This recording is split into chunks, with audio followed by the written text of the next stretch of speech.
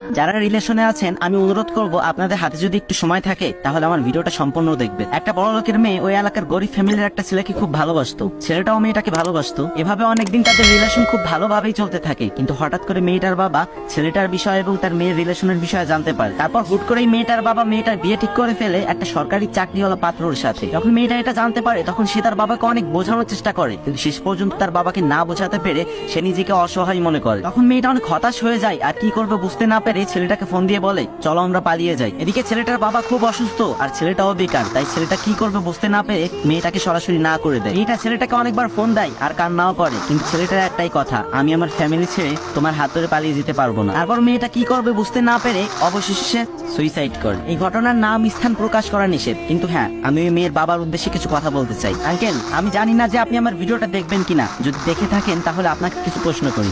আচ্ছা, আপনার মেয়ে মারা গেছে, আপনি তো অনেক খুশি হয়েছেন তাই না? আপনারা মেয়ের বাবারে এমন কেন বলেন তো?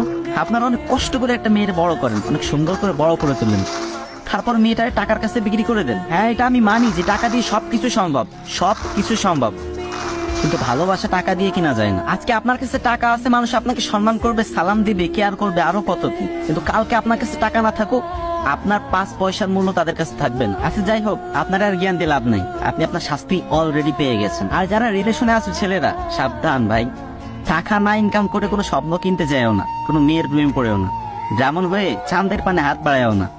বাস্তবতা কিন্তু খুব কঠিন। তুমি কালো হও, গাঁজাখোর হও, ফর্সা হও, কোনো সমস্যা নাই, টাকা ইনকাম করবা, যেই মেয়েটারে পছন্দ হয় টার্গেট করবা, শুধু মেয়েটারে না, মেয়ের বাপ মা সহ কিনে নিয়ে চলে আসবা, কথা শেষ। আমার একটা ভাইয়া একটা মেয়েকে ভালোবাসতো, মেয়েটা খুব সুন্দর ছিল না, কিন্তু আমার ভাইয়ার কাছে ওই মেয়েটাই ছিল সব। ভাইয়া সব সময় স্বপ্ন দেখতো মেয়েটির সাথে বাকি জীবন কাটানোর। একদিন আমি ভাইয়াকে বললাম, ভাইয়া তুমি যে মেয়েটাকে এত ভালোবাসো, কখনো তাকে বলেছো তুমি যে মেয়েটাকে নিয়ে এত স্বপ্ন দেখো সেটা